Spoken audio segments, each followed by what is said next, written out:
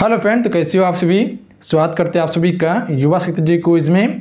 तो फ्रेंड देखिए, बिहार फायरमैन के लिए जो मॉक टेस्ट चलाए जा रहे थे उसमें हम सभी मॉक टेस्ट नंबर 11 तक कवर कर चुके थे, जिसका लिंक नीचे डिस्क्रिप्शन में दिया हुआ है, तो वहां से जाके देख लीजिएगा। जितना भी मॉक टेस्ट आपको दिया जा रहा है, काफ़ी इंपॉर्टेंट मॉक टेस्ट आपको प्रोवाइड किया जा रहा है। जो आपका न्यू सिलेबस है उसी के सिलेबस के आधार पर आपको सारा मॉक टेस्ट प्रोवाइड किया जा रहा है। देखिए, आज जो हम सभी कवर करेंगे मॉक टेस्ट नंबर 12 को कवर करेंगे। तो चलिए लगाइए आज की इस मॉक टेस्ट को और लास्ट में अपना स्कोर जरूर बताइएगा कितने क्वेश्चन को सही कर पा रहे हैं, क्योंकि स्कोर जब तक नहीं बताते तो मजा नहीं आता है। तो आपसे जरूर स्कोर नीचे कमेंट बॉक्स में बताइएगा, इससे आपका ग्रोथ के बारे में पता चलेगा।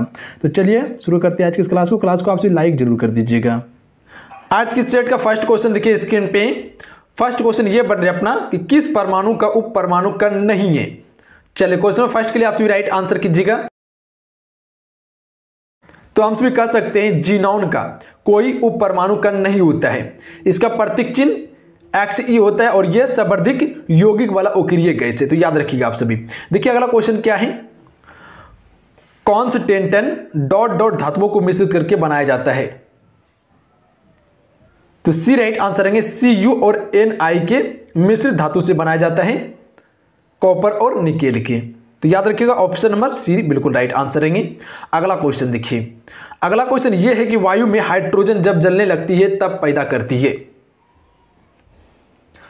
चलिए आंसर कीजिएगा। क्वेश्चन नंबर 3 के लिए राइट आंसर क्या होंगी, जल पैदा करती है। ऑप्शन नंबर सी बिल्कुल राइट आंसर रहेंगे। अगला क्वेश्चन देखिए, निम्न में से किस एक पूरा स्थल से पाषाण संस्कृति से लेकर हड़प्पा सभ्यता तक के सांस्कृतिक अवशेष प्राप्त हुई है। तो यह प्राप्त हुई है मेहरगढ़ से। याद रखिएगा ऑप्शन नंबर बी बिल्कुल राइट आंसर रहेंगे, मेहरगढ़ से प्राप्त हुई है। अगला क्वेश्चन देखिए, गौतम बुद्ध पक्षी अभ्यारण्य किस जिले में स्थित है। चलिए क्वेश्चन नंबर 5 के लिए आप सभी राइट आंसर कीजिएगा। ए राइट आंसर रहेंगे गया जिले में। क्वेश्चन नंबर 5 के लिए ऑप्शन नंबर ए बिल्कुल राइट आंसर रहेंगे। अगला क्वेश्चन देखिए, पश्चिम घाट को किस नाम से भी पुकारा जाता है। सह्याद्री श्रेणी के नाम से पुकारा जाता है इसे। अगला क्वेश्चन देखिए, वायुमंडल में प्रकाश की विसरण का कारण है। चलिए आंसर कीजिएगा आप सभी। क्वेश्चन नंबर 7 के लिए राइट आंसर क्या होंगे, धूलकण बी राइट आंसर रहेंगे। अगला क्वेश्चन देखिए, बिहार की चित्रकला शैली कौन सी है। ए राइट आंसर रहेंगे मधुबनी। मधुबनी बिहार की चित्रकला शैली है। ऑप्शन नंबर ए बिल्कुल राइट आंसर रहेंगे आप सभी का। क्वेश्चन क्लियर है। चलिए देखिए नेक्स्ट क्वेश्चन क्या है। चलिए नेक्स्ट क्वेश्चन का आंसर कीजिएगा आप सभी। किस बौद्ध संगीति में बौद्ध धर्म, हीनयान और महायान शाखाओं का उदय हुआ। तो कई बार आप सभी को बताया क्वेश्चन के बारे में कि बौद्ध धर्म जो विभाजित हुए थे हीनयान और महायान शाखाओं में, ये हुए थे चौथी बौद्ध संगीति में। यानी हम सभी ऑप्शन नंबर डी को टिक कर सकते थे यहाँ पे। चौथी बौद्ध संगीति ये हुए थे कनिष्क के शासन काल में। कहाँ हुए थे, कुंडल ग्राम में हुए थे, जो कश्मीर में पड़ते हैं। याद रखिएगा आप सभी। अगला क्वेश्चन देखिए, परमाणु क्रमांक 57 वाला तत्व संबंध रखता है। चलिए क्वेश्चन नंबर 10 के लिए आप सभी राइट आंसर कीजिएगा। तो यह संबंध रखता है डी ब्लॉक से, यानी ऑप्शन नंबर ए को हम सभी टिक कर सकते थे, डी ब्लॉक। अगला क्वेश्चन देखिए, अगला क्वेश्चन यह है अपना कि किस मुख्य उद्देश्य से अशोक ने अपनी प्रजा में धम्म का प्रचार किया। चलिए क्वेश्चन नंबर 11 के लिए आप सभी राइट आंसर कीजिएगा। डी राइट आंसर रहेंगे, अपनी प्रजा के नैतिक और आध्यात्मिक विकास हेतु किया था अपनी प्रजा में धम्म का प्रचार। देखिए अगला क्वेश्चन, अगला क्वेश्चन यह है कि विश्व शांति स्तूप कहां स्थित है। यह कहां पे है, राजगीर में है। याद रखिएगा ऑप्शन नंबर सी बिल्कुल राइट आंसर रहेंगे। अगला क्वेश्चन देखिए, वर्ण शब्द का प्रयोग वैदिक युग में किस संदर्भ में किया जाता है। चलिए आंसर करेंगे आप सभी। वर्ण शब्द का प्रयोग वैदिक युग में किस संदर्भ में किया गया। सारा क्वेश्चन को क्लियर करते जाएंगे आप सभी।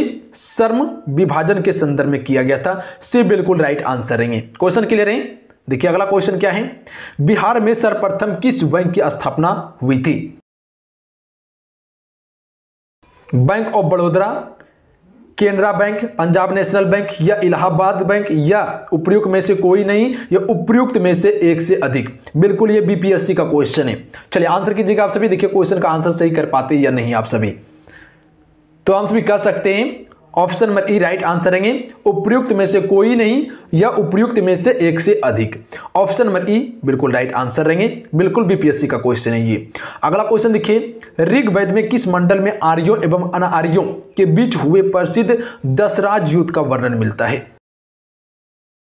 तो ये किस मंडल में मिलता है? सप्तम मंडल में मिलता है, सातवां मंडल में। तो याद रखेंगे ऑप्शन नंबर सी बिल्कुल राइट आंसर रहेंगे। क्वेश्चन क्लियर है? देखिए अगला क्वेश्चन, निम्न में से किस शासक ने अवनीति को जीतकर मगध का हिस्सा बना दिया?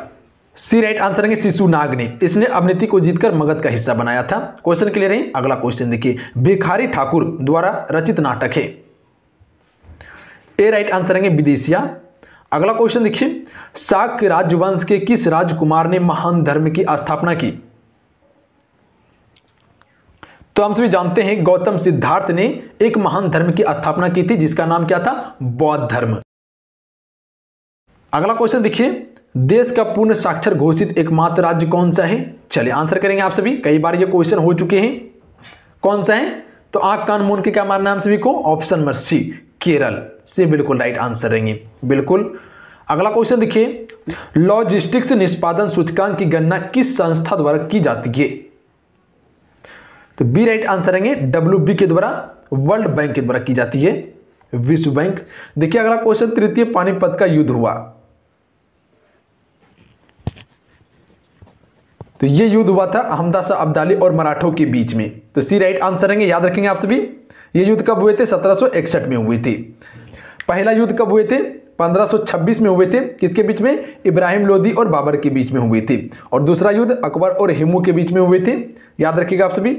अगला क्वेश्चन देखिए, डॉट डॉट के इलेक्ट्रॉन्स के बीच आकर्षण सबसे कम होता है?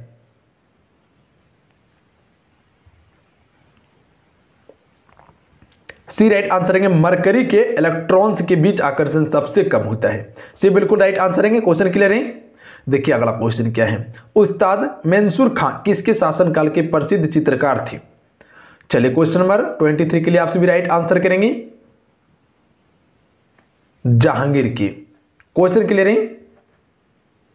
सारा क्वेश्चन को क्लियर करते चलेंगे आप सभी, कहीं डाउट नहीं रखना है, सारा क्वेश्चन को क्लियर करेंगे, कंफ्यूजन बिल्कुल नहीं लेके चलना है साथ में। 1919 में अखिल भारतीय खिलाफत सम्मेलन किस स्थान पर हुआ था? तो यहां से दो क्वेश्चन बनते हैं कि अखिल भारतीय खिलाफत सम्मेलन कब हुआ था? 1919 में हुआ था, कहां पे? दिल्ली में हुआ था, सी राइट आंसर रहेंगे।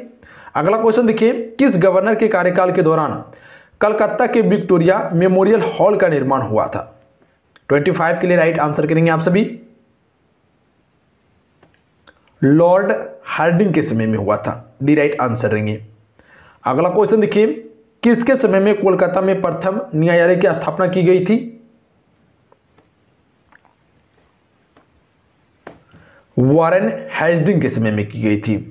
अगला क्वेश्चन देखिए, निम्नलिखित में से किस शाम को हिंदुस्तान का तोता कहा जाता है? अमीर खुसरो को हिंदुस्तान का तोता कहा जाता है, यानी ऑप्शन नंबर सी बिल्कुल राइट आंसर रहेंगे। अगला क्वेश्चन देखिए, गर्म जलकुंडों के लिए प्रसिद्ध स्थल है?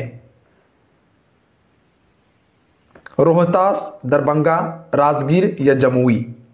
यह उपर्युक्त में से कोई नहीं या उपर्युक्त में से एक से अधिक? तो देखिए इसका right answer option number A हो जाएंगे, उपर्युक्त में से कोई नहीं या उपर्युक्त में से एक से अधिक। ऑप्शन नंबर ए बिल्कुल राइट आंसर रहेंगे।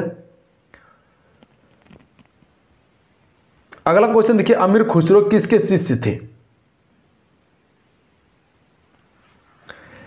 निजामुद्दीन औलिया के शिष्य थे ये, सी राइट आंसर रहेंगे, सॉरी बी राइट आंसर रहेंगे। अगला क्वेश्चन देखिए, वायु दाब पर्याय सर्वाधिक होता है जब वायु होती है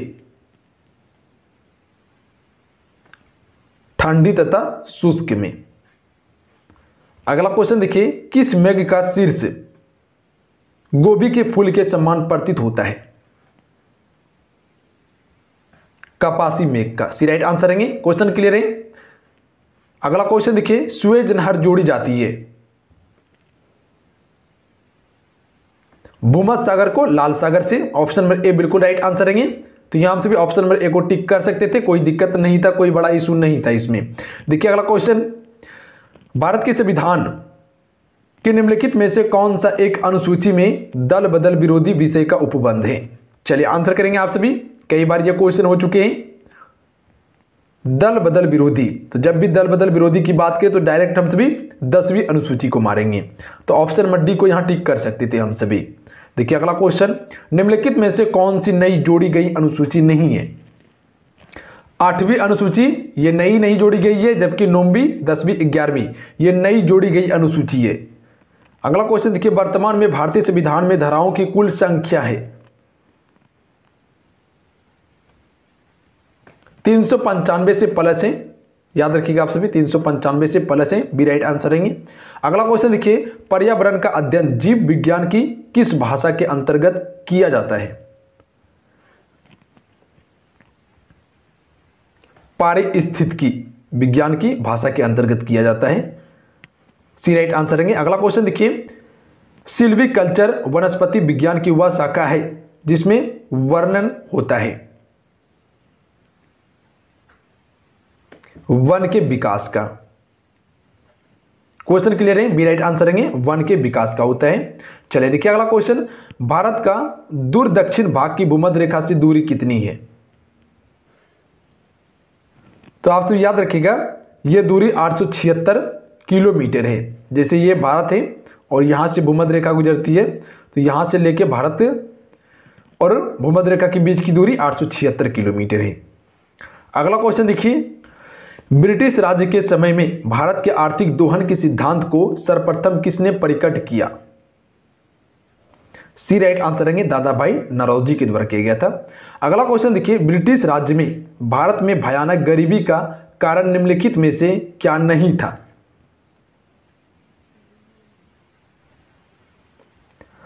बी राइट आंसर रहेंगे, भारत में विदेशी पूंजी का लागन ये गरीबी का मुख्य कारण नहीं था, जबकि कृषि उत्पादन और देशी उद्योग का अक्षरण, आधुनिक उद्योग का अपर्याप्त विकास, ऊंची कर दर, ये सभी गरीबी का मुख्य कारण था। कारण क्या नहीं था? Option number B.